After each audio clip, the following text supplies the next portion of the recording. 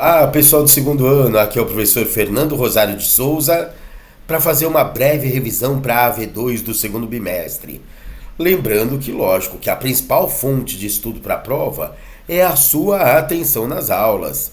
Depois aquilo que você lê no livro, nas suas anotações, no site, e aqui é um complemento, um fechamento.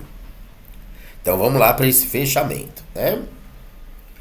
Eu quero que você saiba muito bem para essa prova AV2 como que Dom Pedro I e Dom Pedro II usavam as suas imagens. Lembre que Dom Pedro I era o líder da independência e ele queria passar uma imagem de jovem, forte, de costeletas, calça apertada e espada na mão para mostrar a juventude, a força, a jovialidade. Já o filho dele, que chega ao poder com apenas 14 anos de idade, tem que conviver com as críticas de ser pouco experiente. E aí ele pede para os retratadores, para os pintores, né, os retratistas da época, o retratarem de modo mais experiente, mais sábio, com barbas brancas. Então quase todo mundo que não conhece, quando vê nas imagens, pensa que o filho é o pai e o pai é o filho, tá? Muito bem. Quando Dom Pedro I renunciou, e renúncia de imperador chama abdicação, a popularidade dele estava muito baixa. Ele tinha o poder moderador, que fazia com que ele fosse muito absolutista. Ele tinha tentado anexar o Uruguai, que se chamava província Cisplatina. Ele tinha se envolvido na guerra de sucessão com o irmão dele, Dom Miguel, depois da morte do pai, Dom João VI.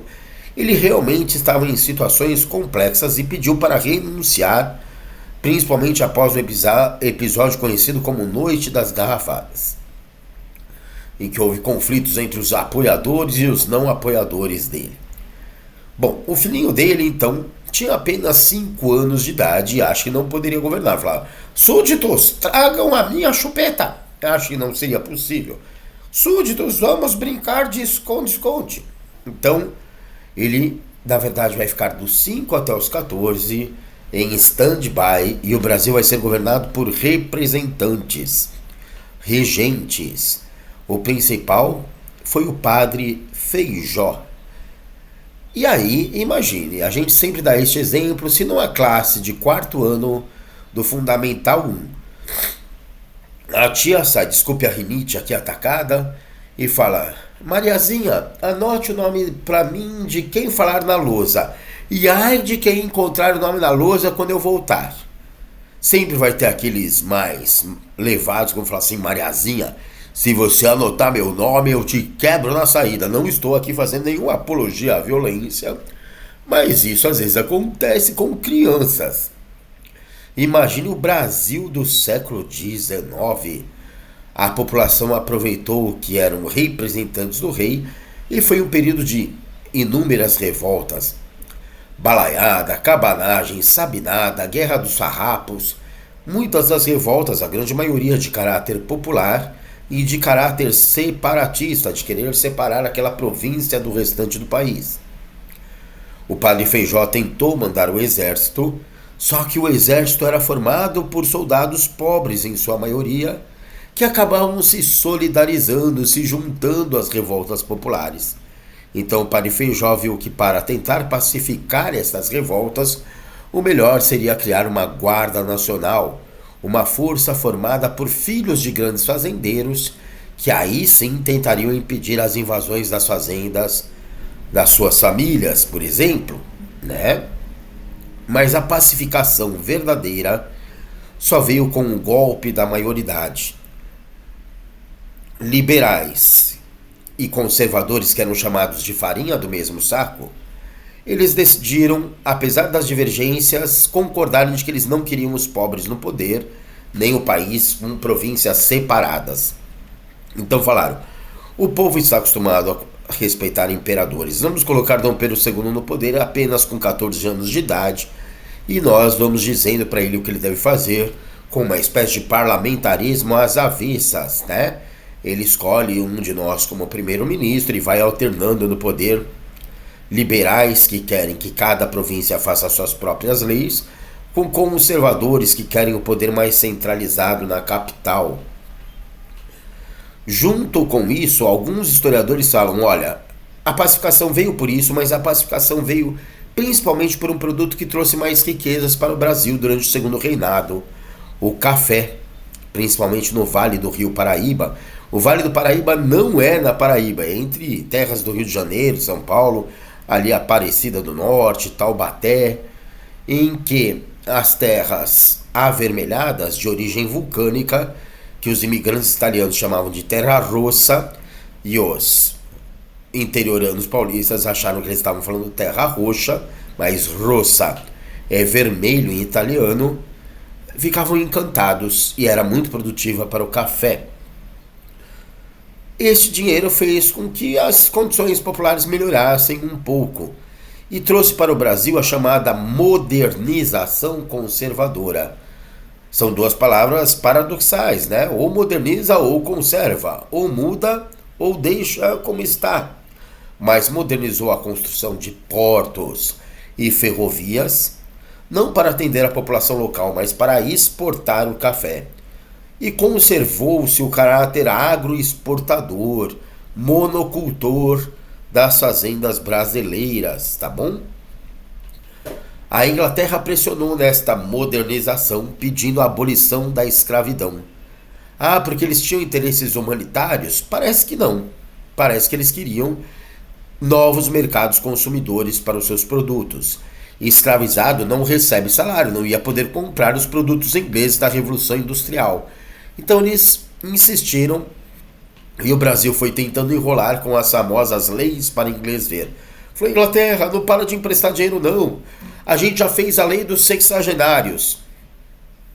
Escravos com mais de 60 anos serão libertos. Só que a expectativa de vida de um escravo era de 40 anos. Inglaterra, não para de fazer empréstimo não. A gente vai abolir a escravidão para os recém-nascidos. Os recém-nascidos serão libertos, a lei do ventre livre. Lógico que na prática, uma criança vai ficar aos cuidados da mãe até a adolescência e dificilmente vai ver a mãe escravizada trabalhando e não vai ajudar, não é? Por fim, a Inglaterra fez um decreto chamado Bill Aberdeen, no qual bombardearia navios negreiros achados no Oceano Atlântico. Lembra para lembrar? Sabe como faz para lembrar? Bill Aberdeen! Bill Aberdeen explodindo os navios negreiros.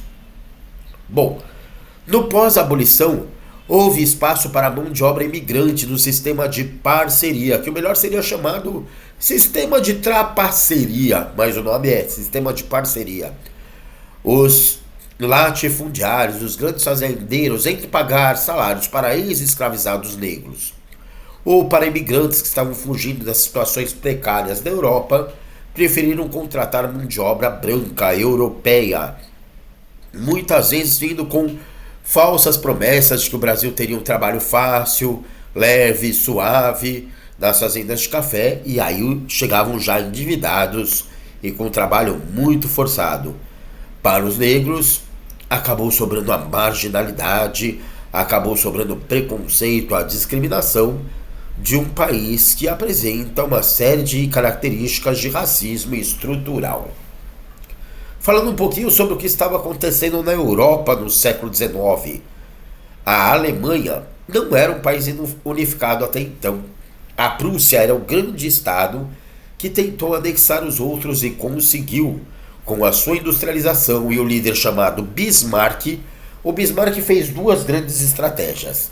Uma foi anexar, roubar a região rica em carvão e ferro da França, chamada Alsácia-Lorena. Esse sentimento fez com que franceses ficassem contra alemães, e sempre que você tem uma guerra, você une o seu povo contra um inimigo comum. Neste caso, o inimigo comum era a França. O Bismarck também fez um negócio chamado Zollverein. Ele reduziu os impostos dos estados, das províncias que decidissem se unir com a Prússia, tá? A Itália também teve um processo de unificação. Às vezes os capítulos têm unificação italiana e alemã, e alguns alunos se confundem achando que esses dois países viraram só. Isso não é verdade, tá? É uma unificação da Alemanha e outra a unificação da Itália. Na Itália, a unificação foi por dois motivos bem diferentes, tá? Uma região da Itália chamada Piemonte era uma região bastante próspera, bastante rica, com uma burguesia liderada por um cara chamado Cavour. É só você lembrar que o Piemonte tem um monte de dinheiro e rico come caviar igual o Cavour. Já o sul tinha uma região mais pobre, a Sardenha do Garibaldi, tá? Pobre come sardinha, né? Não vai comer caviar. Muito bem. E aí, o Garibaldi, que era tão pobre que era um gari que usava um balde, não, brincadeira, não é isso, é só o nome, né? Ele acha, olha, unidos os pobres terão maior poder de reivindicação.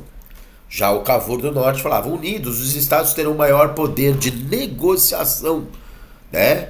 De juntar matéria-prima, mão de obra e de ser mais forte na concorrência contra outras nações. De qualquer maneira, os ideais dos dois se uniram e a Itália foi unificada. O que estava acontecendo nos Estados Unidos no século XIX?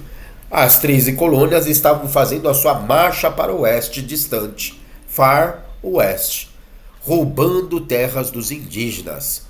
Os Estados Unidos, que hoje complica tanto a vida de quem quer um visto ou moradia lá, facilitaram qualquer imigrante que fosse anexar terras dos indígenas ganharia a cidadania norte-americana, ainda que nem falasse inglês. Isso ajudou no crescimento de costa leste a oeste dos Estados Unidos. Na Europa, a gente tem a grande divergência dos ideais do Adam Smith, considerado o pai do liberalismo econômico, o pai do capitalismo, que diz que a sociedade deve se basear na competição, na não intervenção do Estado da economia, e outras correntes que viam o que essa exploração estava causando aos trabalhadores. Temos o Bakunin pregando que uma sociedade real não deveria ter propriedade nem governos. O anarquismo.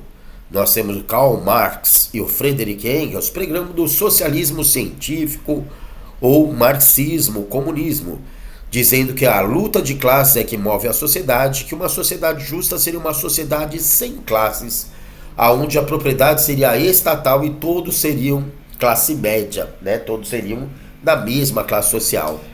Também temos o socialismo, né? O socialismo científico é o marxismo. Eu queria escrever aqui o socialismo cristão da Rerum Novarum, do Papa Leão XIII, que inspirou inclusive no nome do novo Papa. Seriam os ideais cristãos para negociar as crises entre patrões e empregados, tá? Bom, pessoal, essa é uma visão geral, lógico que muito rápida.